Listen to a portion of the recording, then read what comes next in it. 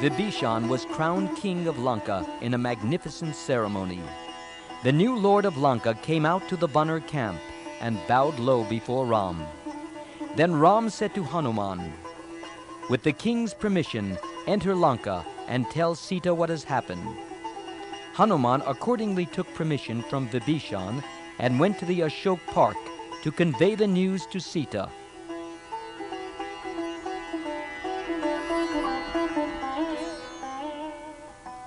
Sita's joy was beyond words, leaving her speechless. Then Hanuman asked, "O mother, why do you not speak?" And she said, "What is there to say, my son? How can I repay my debt to you? Your wisdom, your valor, your prowess, your patience, your humility are all your own. None in the world can equal you." As she said this, her eyes filled with tears of gratitude and affection.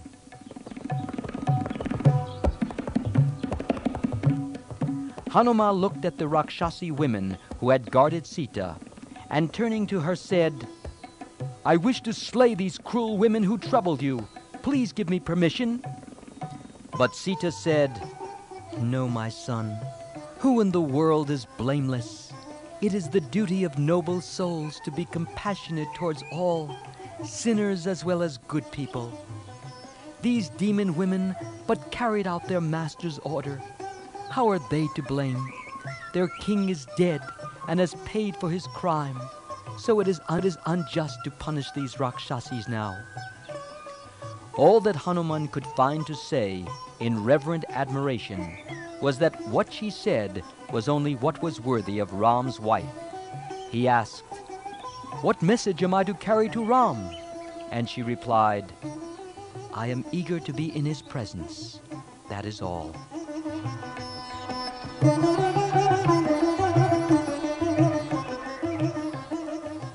Hanuman returned to Ram and gave an account of his visit. For some reason, Ram's face now darkened, and with downcast eyes, he fell into a grave mood. A little later, he turned to Vibhishan and said, "Ask Sita to bathe and bedeck herself, and then bring her here." When the message reached Sita in the Ashok Park, she said, "I would rather go as I am." But Vibhishan countered, "Not so, my lady, for the prince's orders should be obeyed." So after a bath and bedecked with jewels, Sita, seated in a palanquin, went to the camp.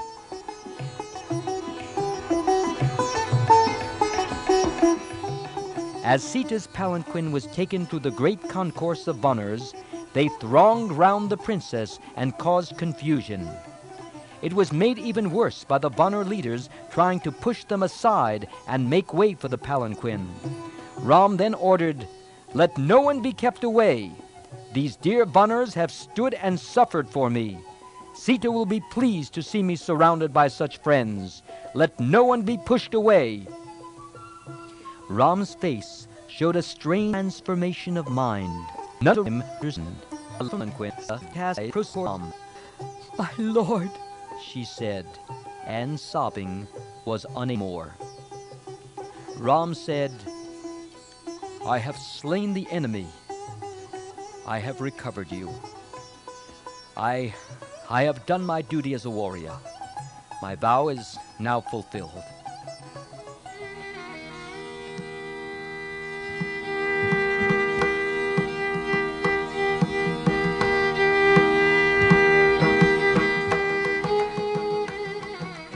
Incomprehensible and wholly unexpected were these words that he uttered.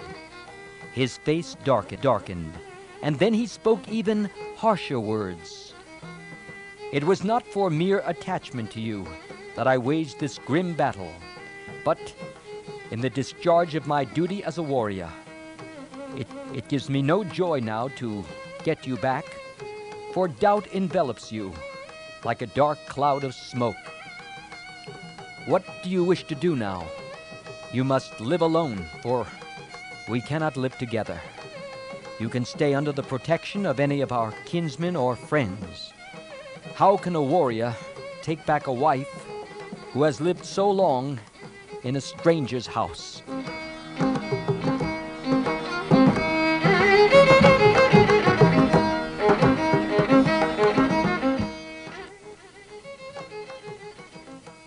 Sita looked at Ram, and her eyes flashed fire. She exclaimed, "Unworthy words have you spoken. My ears have heard them, and my heart is broken. The uncultured may speak such words, but not one nobly born and brought up like you. Your anger, it seems, has destroyed your understanding. My lord does not remember the family from which I come. Janak, the great seer, was my father, and he brought me up. Is it my fault that the wicked Ravan seized me by force and imprisoned me? But since this is how you look at it, there is but one course open to me." Then, turning to Lakshman, she said, "Fetch the wood, Lakshman, and kindle a fire."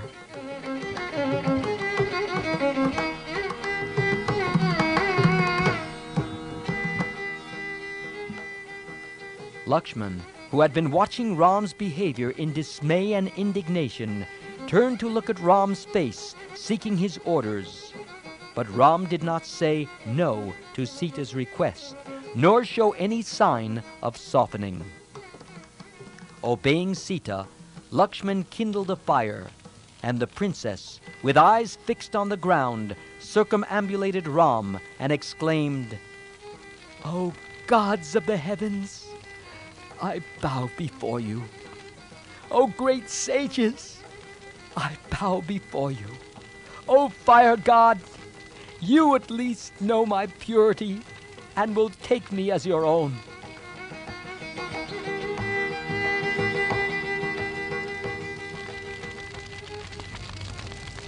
With these words, Sita jumped into the flames.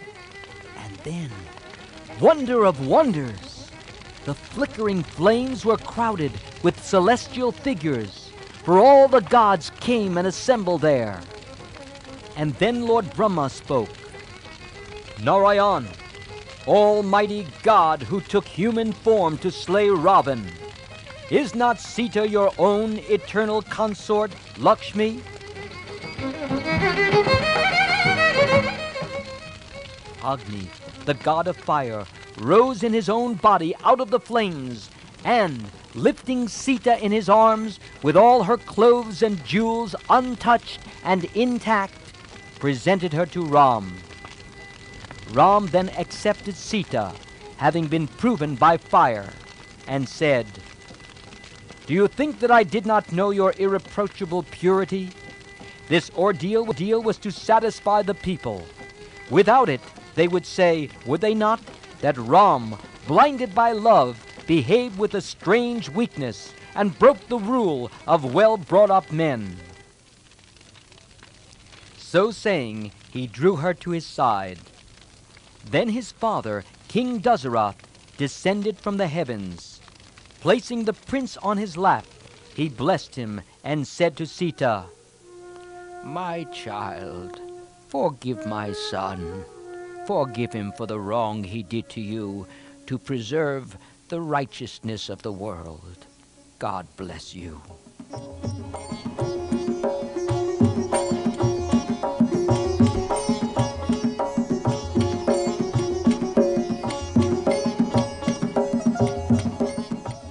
Next, Indra gave his boon, and the Vanars, who had died in battle for Ram, regained their lives. Ram and Sita, now reunited, ascended the airplane, which carried them swiftly in the air with their friends, the Vanar warriors and Vibhishan. Now they headed for Ayodhya. As they traveled in the sky, Ram said, "Look there! That is the causeway built by Nal. And over there, that is Kishkinda, where I met and made friends with Hanuman and Sugriv."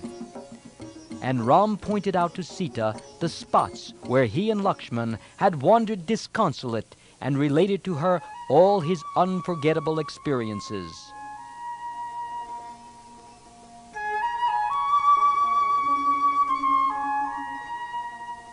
Alighting at Bharadvaja's ashram, they sent word in advance to Guha and Bharat. The city of Ayodhya swam in a sea of joy. Then Ram and Bharat met. Planning for Bharat's sake, ambitious Kakai and her hunchback maid had contrived and concocted plots. But now, as Bharat bowed at the feet of Ram, a joy deeper than what they had planned for him was his. What kingly crown could equal the joy that one found at Ram's feet? What sovereignty could bring one the glory that was now Bharat's forever?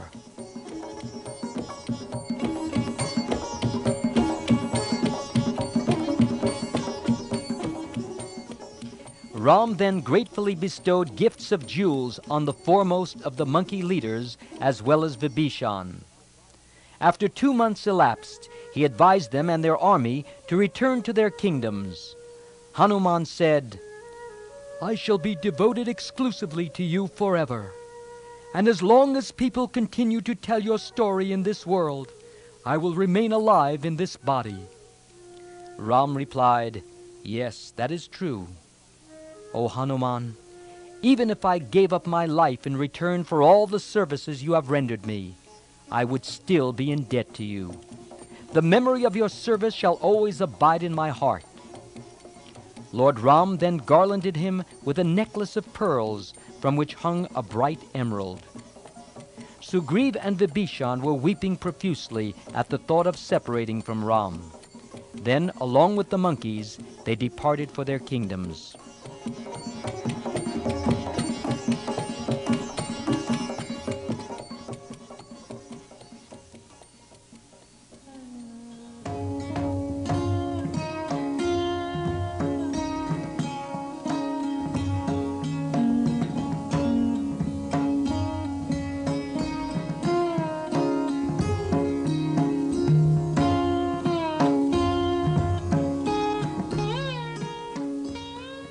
Thereafter, Ram settled down to a happy life with Sita, who soon became pregnant.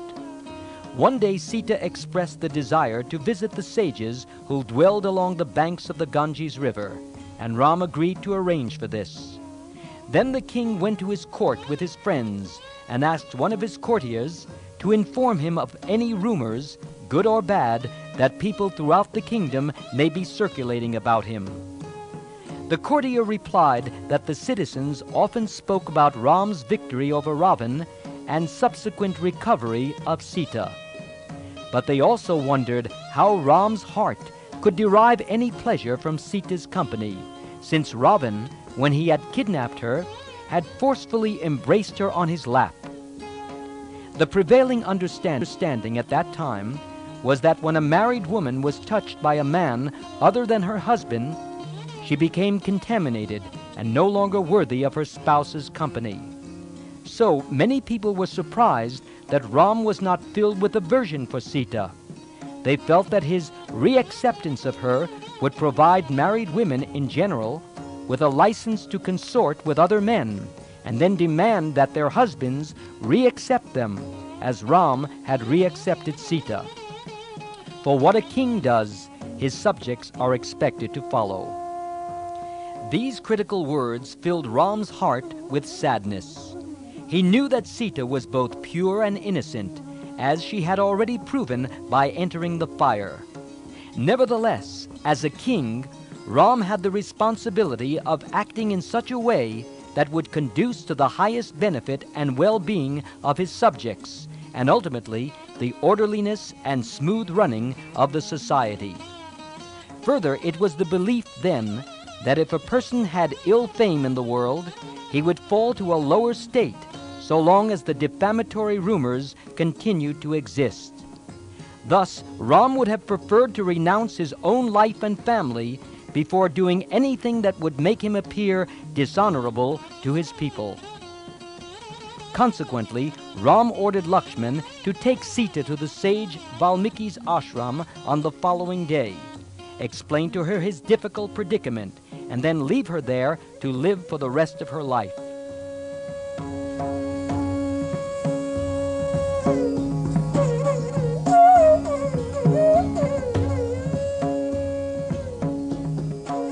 His heart filled with anguish and his eyes with tears, Lakshman did what he was told. When he and Sita arrived at Valmiki's retreat on the bank of the Ganges, he revealed to her all that Ram had mentioned to him. Sita replied by asking Lakshman to tell Ram that he should have spared her because she was pure and bound to him in supreme love, and Ram was her only refuge. Nonetheless, she understood Ram's delicate position as king and accepted his decision. She asked Lakshman to repeat to Ram, "O king, as you act toward your brothers, so you should act toward your subjects. This is your duty and will bring you great renown and joy. As for me, I am not distressed, for you must keep your good name untarnished. To the wife, the husband is like a god. He is her family and her guru. Therefore, even at the price of her life, she must seek to please her Lord."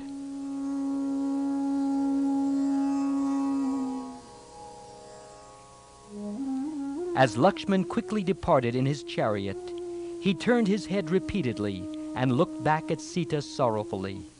And Sita, wandering about distraught, continued to gaze at the receding chariot. She was overcome with grief and crushed by the weight of her misfortune.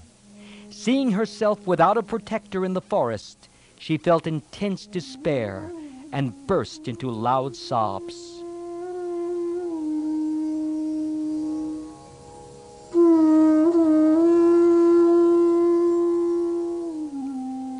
The sage Valmiki, after talking to Sita, guaranteed her his protection. Then he took her to a nearby hermitage where only female ascetics lived and performed spiritual disciplines. He assured her that they would care for her as their own daughter. It was then that Sita gave birth to twins, whose names became Kusha and Lava.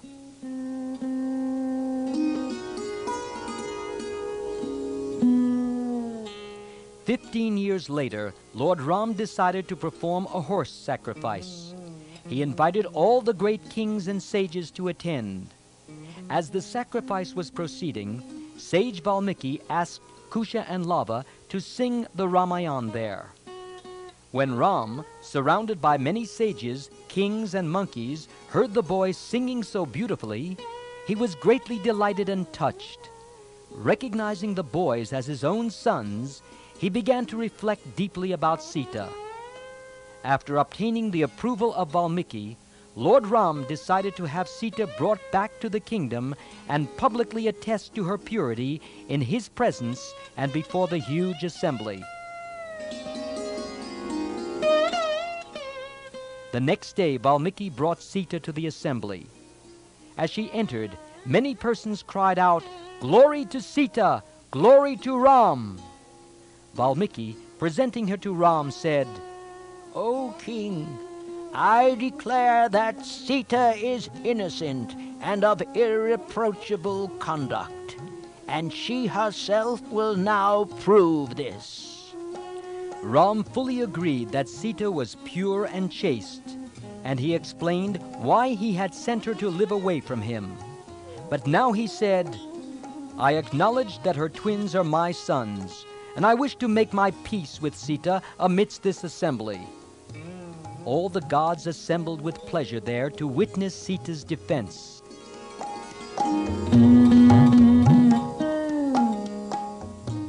Sita, wearing a yellow robe, her palms joined, her head bowed, her eyes lowered, then said, "If Ram is the only man I have ever thought about, then let the earth goddess receive me."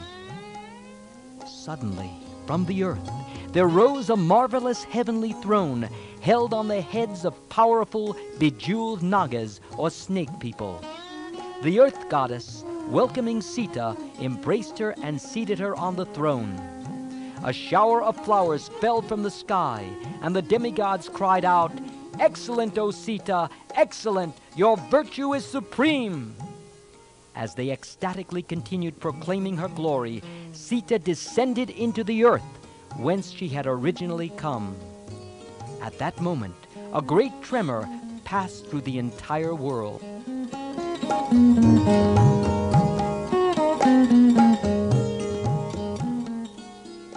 But Lord Ram was deeply distressed and overwhelmed with sorrow. He wanted to be reunited with Sita and could scarcely bear her separation now. But Lord Brahma reassured him that he would undoubtedly be reunited with her later in the spiritual world. After this, Lord Ram, often absorbed in the thought of Sita, never sought another wife. And at every sacrifice, he set up a golden statue of Sita to remind him that she was always with him. In the age in which Lord Ram lived, known as the Treta Yuga or Silver Age, the lifespan of a person was much longer than it is in the present age. So for 10,000 years, Lord Ram performed numerous sacrifices and distributed large quantities of gold and other valuables in charity. During his rule, his heart was fixed on his duty. Everyone on earth was subject to his rule, and kings arrived daily to pay him respect. The god Indra sent abundant rains. The skies were clear. The cities and villages were sinless, and the people everywhere were cheerful and satisfied. No one died prematurely or suffered any disease or was poverty-stricken. One day, sage Agastya and all the Himalayan saints came to Lord Ram and asked him to return to his transcendental abode known as Vaikuntha, or the place without anxiety. Since his mission on earth was finished, Ram decided to leave this world.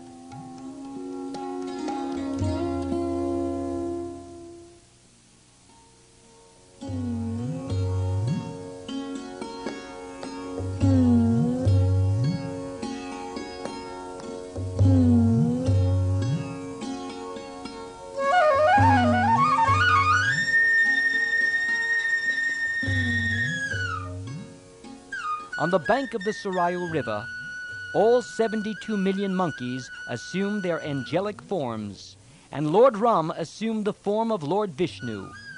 His brother Bharat assumed the form of Vishnu's conch shell, Satrughan his discus, and Lakshman his divine serpent form.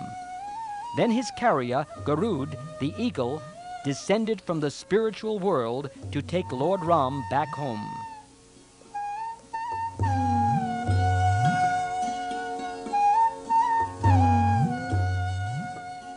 As Ram mounted Garud, he blessed the earth and humanity, saying, "I have placed my power in my holy name and in the story Ramayana. Whoever chants my holy name and reads my story will receive my blessings, and all his wishes will be fulfilled on earth. Ultimately, he should attain my transcendental realm. My story will inspire mankind and will last as long as mountains stand and rivers flow. Wherever the Ramayana is sung or read, I shall dwell there, and whoever chants my name, in his heart I shall live."